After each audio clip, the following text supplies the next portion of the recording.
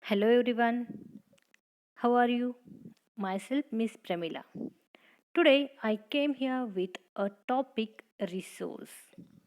See, there are so many things around us, but only those things which we need in our daily life are important for us. See, one object cannot be useful for all. Suppose I love playing cricket. So for me, a cricket bat is important than books or brushes. There are many things around us which we use. The land which on which we live, the plants we eat food, the clothes we wear, the air we breathe, even the water we drink, the minerals, fuels, even the means of transport and communication, etc. Any aspects of the physical environment that people value and use to meet a need is termed as resource. See, elements that exist in their natural form and have not yet been used by human are known as substances. With the help of technical knowledge and skill, these substances are used to satisfy human needs. They become a resource. For example, the sun has been a resource of light and energy since the intermo- intermediate, but it light and energy becomes a resource only when we started using them for generating electricity, even cooking and so on. Thus, sun became a resource when solar energy was tapped for utilization. Some examples of resources are solar energy, soil, fish, trees, water, timber, meat, metals, animals, oxygen, fossil fuels, atmosphere, even natural gas, minerals, flowers, energy, oceans, plants, birds, coal, soil, and so on. See, it means the usability changes an objects into resources. So let's find out the main features of a resources. So we will see now the characteristics of resources. In our day-to-day life, we are surrounded by different types of materials or substances, but many of them may not be of any use to us. Some of these things may have economic value while others may not. For example, minerals like coal, silver, etc. have economic value because they can be sold for a price and used in the manufacture of various things. On the other hand, a beautiful landscape may not have any economic value but will have some aesthetic value or appeal. We can call a substance or resource only if it is useful for us.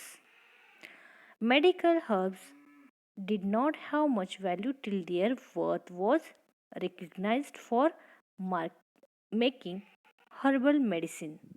Now that these herbs have economic value, they have become a resource.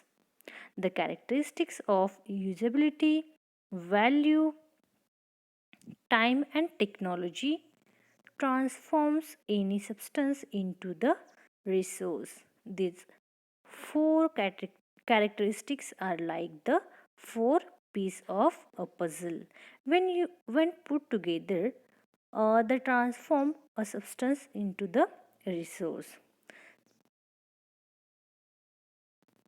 Suppose if we see the it is like a value. See, value means the worth. For example, the value means the worth.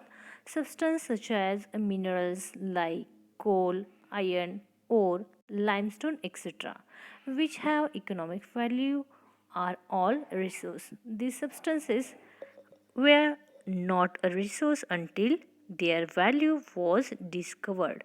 The value of substance makes it a resource. Even we can take the example of the technology.